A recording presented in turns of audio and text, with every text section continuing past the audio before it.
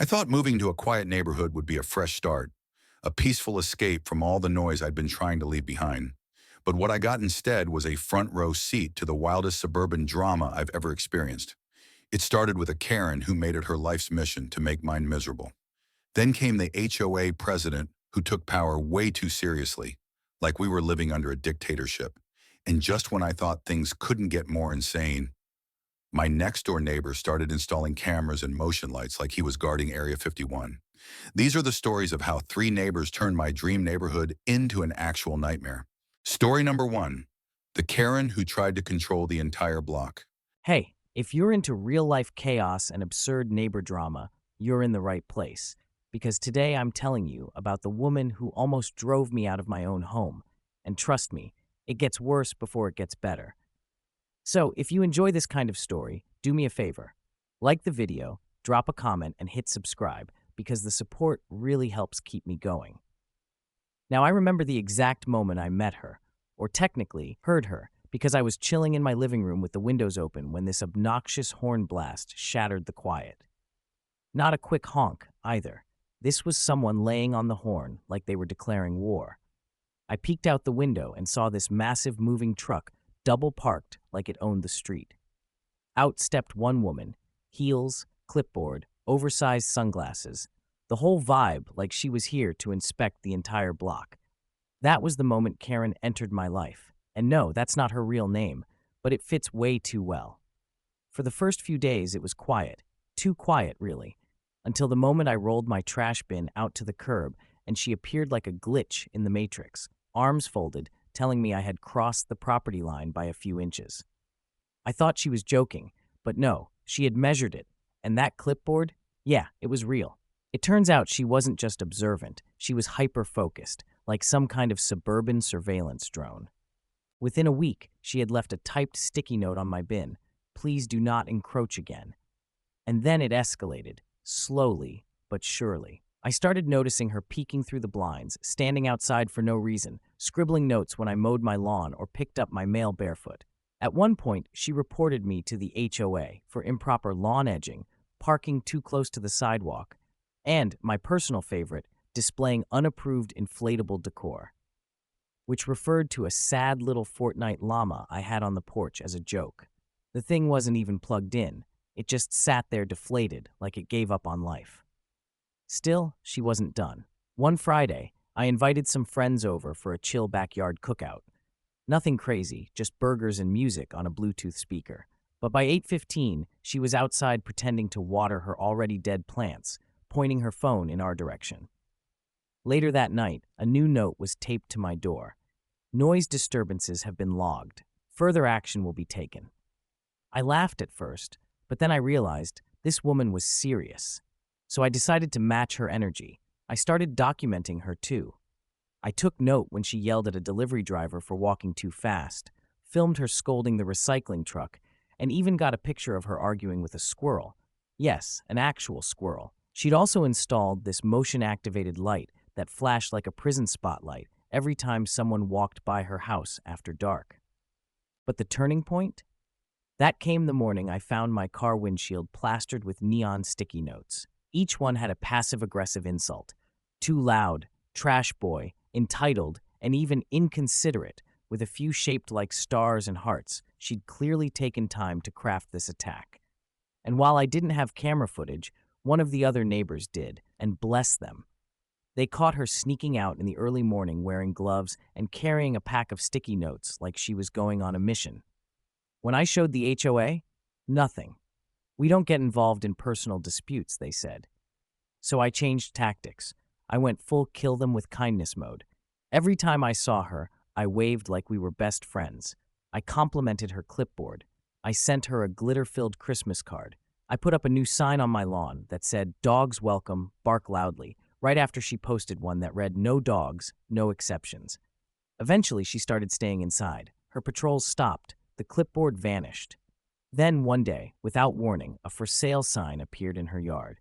No goodbyes, no drama. Just like that, she was gone, and peace returned to the block. But I still have those sticky notes, framed in a shadow box, hanging on the wall to remind me that sometimes the pettiest battles create the best stories.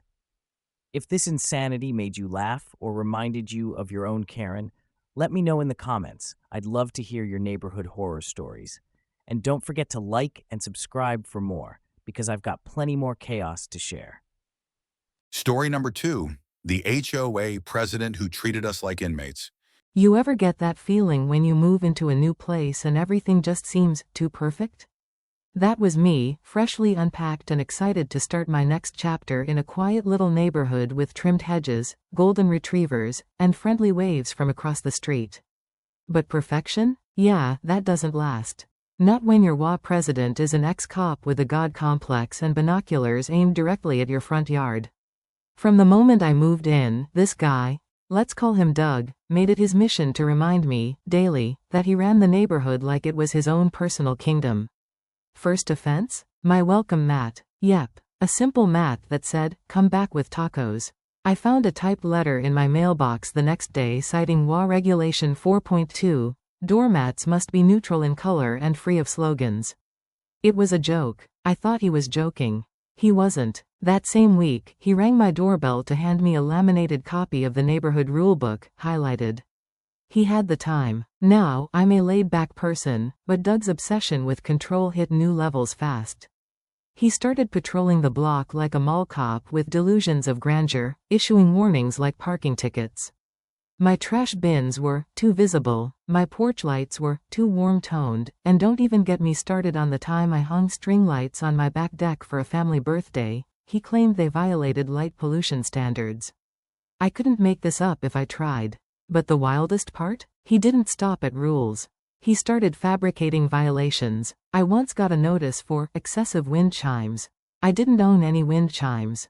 I walked down the block and realized they were his. He moved his own wind chimes closer to my fence and then filed a complaint. That's when I knew I had to play smarter. I started documenting everything. I kept a log, photos, timestamps. I even borrowed a friend's Ring cam to catch him lurking on my property line with a tape measure. When he tried to fine me for unauthorized Halloween decor, I brought the evidence to the next WA meeting. I laid it all out, photos, footage, even a soundbite of Doug muttering to himself about how he was going to clean up the street 1 yard at a time. People were stunned, and it worked for a while. Doug backed off. But just when I thought things had calmed down, I got a knock at the door from a realtor. Turns out, Doug was planning to sell my house, behind my back. He had filed fake maintenance orders, claimed it was abandoned, and tried to declare it as eligible for resale. Absolute insanity. I had to lawyer up. The whole ordeal dragged on for months. But in the end, Doug got booted from the WA. Voted out unanimously. People had had enough. I got a new welcome mat. This one says, "Doug doesn't live here anymore. And I sleep just fine now." If this reminded you of anyone you know, or if you've got your own WA horror story, drop it in the comments. And if you enjoyed this madness, you know what to do. Like, subscribe, and I'll be back with more soon. Trust me, my neighborhood never runs out of material. Story number 3, the neighbor who turned his house into a surveillance bunker. When I moved into my new house, I thought I was stepping into peaceful suburban life.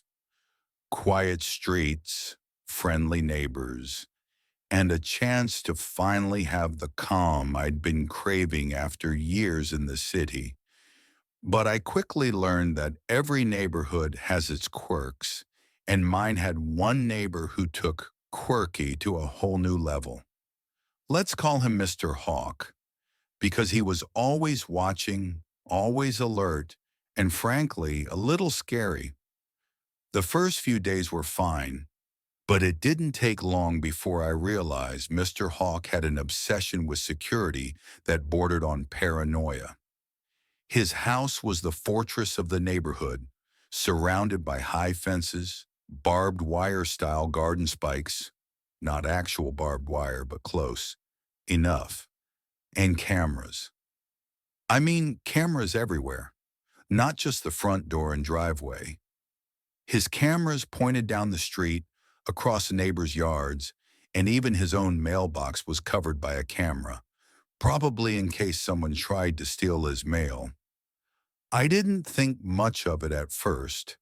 Everyone likes to feel safe, right? But then I started noticing the details that made it clear this wasn't just a casual interest.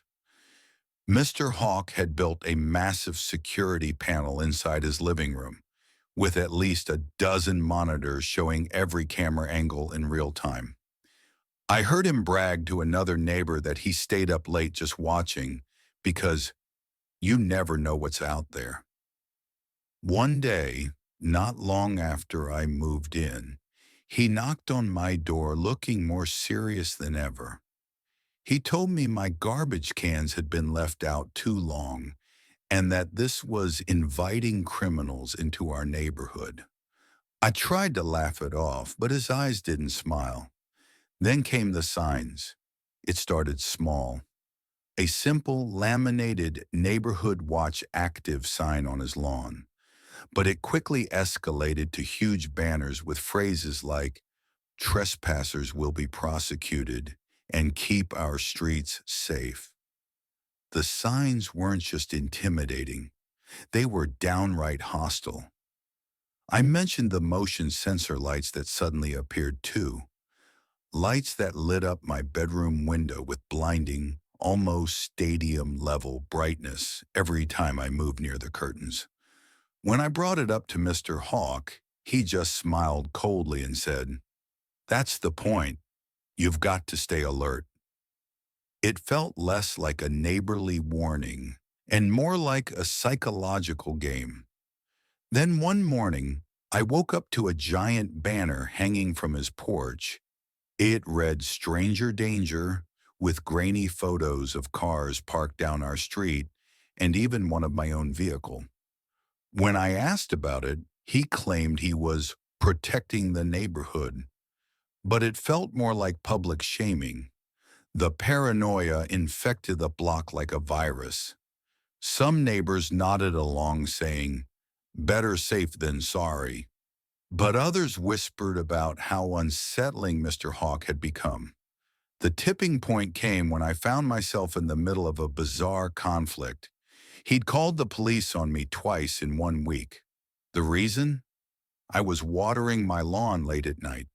According to him, suspicious activity.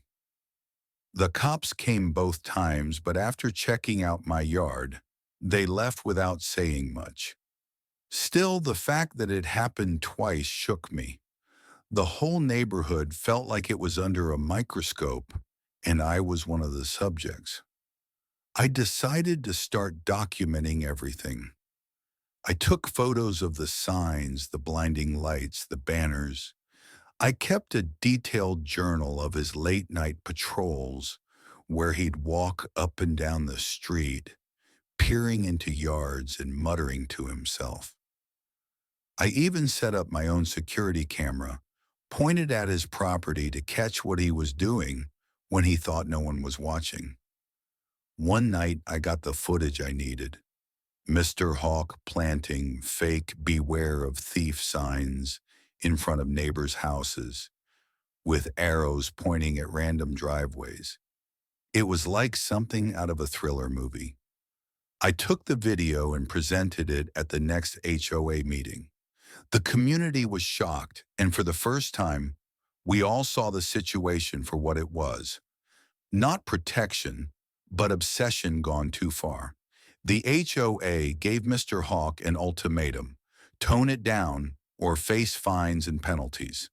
To his credit, he backed off a little after that, but the damage was done.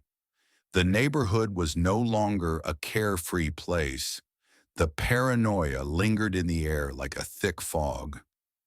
Even though the signs disappeared and the lights dimmed, the uneasy feeling stayed with me for months. What was supposed to be my peaceful sanctuary became a reminder that sometimes the greatest threats aren't strangers in the night, but the neighbors you never expected. And looking back, I realized that safety means more than just cameras and lights. It's about trust, respect, and community. If you've ever had a neighbor whose idea of security crossed the line, or if you've experienced paranoia in your own neighborhood, Please share your story in the comments below. And if you want more real-life drama and wild stories, don't forget to like, comment, and subscribe. I've got plenty more coming your way. Thanks for listening.